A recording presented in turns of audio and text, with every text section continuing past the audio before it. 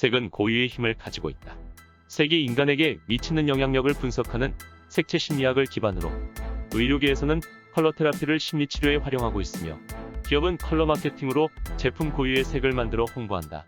정당은 색깔을 유권자에게 정당을 각인시키기 좋은 수단으로 인식하여 이미지 메이킹을 위해 자주 사용하고 있다.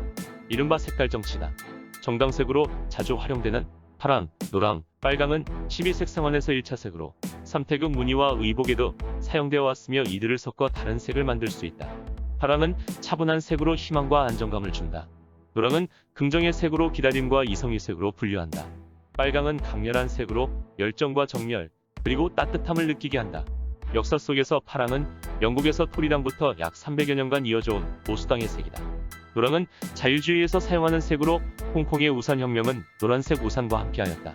빨강은 고대 로마에서 전쟁의 신 마르스를 상징하였다. 로마 제국이 확대되자 빨간색은 로마의 상징이자 권력의 상징이 되었다. 1871년 최초 공산주의 정부인 파리코미는 새빨간 국기를 사용하였다. 자본주의와의 투쟁에서 죽은 노동자들의 피를 상징하기 위해 빨간색이 선택되었고 이후 사회주의와 공산주의의 상징이 되었다. 이에 영향받은 소련의 국기는 별과 낙과 망치를 빨간 배경 위에 그렸다. 우리나라에서 지난 수십 년간 빨간색은 금기의 대상이었다. 정치 이념의 대립으로 발발한 동족 간의 전쟁 이후 반공주의가 극에 달했기 때문이다.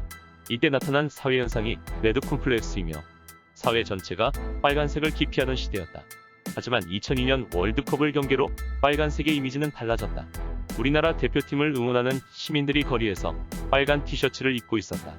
그 중에서 가장 놀라운 것은 티셔츠에 적힌 비도레였다. 그동안 뿌리 깊게 박혀있던 레드 콤플렉스를 극복해가는 순간이었다. 2012년 한나라당은 약 30여 년간 가지고 있던 보수의 파랑을 버리고 새누리당이라는 이름과 함께 빨간색을 채택하였다.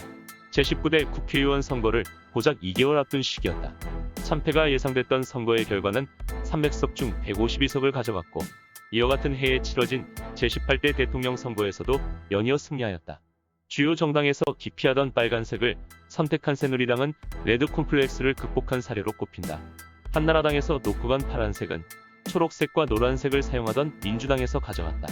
2013년 5월 노란색과 연두색의 민주통합당은 민주당으로 당명을 변경하였고 같은 해 9월 한나라당의 색이었던 파란색을 정당색으로 채택하였다. 이때 민주당은 태극기의 태극무늬 아래에 파란색에서 차용했다고 공식적으로 밝혔으며 당시 파란색은 불과 1년 7개월 전까지 보수정당에서 사용하던 색이었다. 이는 새누리당의 빨간색과의 대립을 의미하였다. 더불어민주당은 제19대 대통령 선거운동에서 파란색이 가진 힘을 적극 활용하여 파란을 일으키자는 문구와 함께 미세먼지로 가득한 하늘을 파랗게 칠한 포스터를 선보였고 대통령 선거에서 승리하였다. 현재 우리나라 주요 정당의 색은 역사 속 색깔이 가지고 있던 이념이 서로 반전되었다. 이러한 사례는 공화당과 민주당의 양당제 국가인 미국에서도 찾아볼 수 있다. 남북전쟁 속에서 공화당의 북군을 파란색으로 표시하였고 이후에도 공화당은 파란색을 민주당은 빨간색으로 표기하였다. 하지만 이는 절대적인 기준이 아니었는데 예를 들어 1908년 타임즈는 민주당을 파란색, 공화당을 노란색으로 표기하기도 하였다. 1970년대 가정에 컬러 TV가 널리 보급되면서 언론은 대통령 선거의 결과를 색으로 표기하게 되었다. 색상 표기의 시초는 1976년 MBC의 앵커 존 챈슬러였다. 뉴스 스튜디오에 미국 지도가 들어있는 전광판을 설치하여 개표가 진행됨에 따라 민주당이 이기면 그 줄을 빨간색으로, 공화당이 이기면 파란색으로 불빛을 쏘았다. 당시 이 방식의 중계는 큰 화제를 모았으며 이후 다른 방송사도 차용하였다.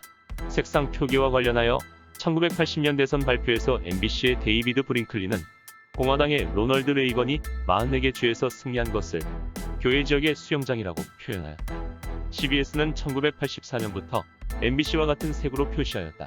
반면 ABC는 1984년 대선 발표에서 문자 R을 강조하며 공화당의 레이건이 승리한 줄을 빨간색으로 표시하였다. 1996년까지 주요 3사 언론이 발표하는 선거 결과에서 언론사끼리의 정당색 통일은 없었다. 2000년 대통령 선거부터 언론사는 색상 표기를 일치시켰다. 유권자들에게 혼란을 주지 말자는 취지였다. 이때부터 청색주, 적색주라는 표현을 쓰기 시작했으며 청색주는 자유주의 성향, 적색주는 보수주의 성향으로 인식되기도 한다. 미국 정당색은 정당의 선택이 아닌 언론에 의해 결정되었다. 최근 우리나라 정당 중에서 원색이 아닌 색을 채택했던 정당이 있다.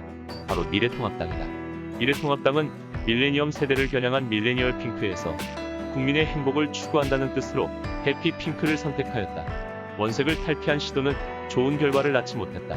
미래통합당은 2020년 2월 창당하여 같은 해 9월 국민의힘으로 당명을 변경하였다. 국민의힘은 새누리당, 자유한국당의 빨간색을 이어받아 정당색으로 사용하고 있다. 2020년 2월 국민의당이 정당색으로 오렌지색을 사용하겠다고 발표하며 오렌지의 민중당과 당색 논란이 있었다. 정당법에는 명칭의 제한만 있을 뿐 색에 관한 규정은 없기 때문이다. 엄연히 두 색의 색상 코드는 다르지만 구분하기 쉽지 않다. 그래서일까 민중당은 같은 해 6월 당명을 진보당으로 변경하면서 빨간색을 사용하기로 하였다. 한국의 정치계는 선거에서 패배하면 당명과 당색을 바꾸면서 이미지 쇄신을 노려왔다.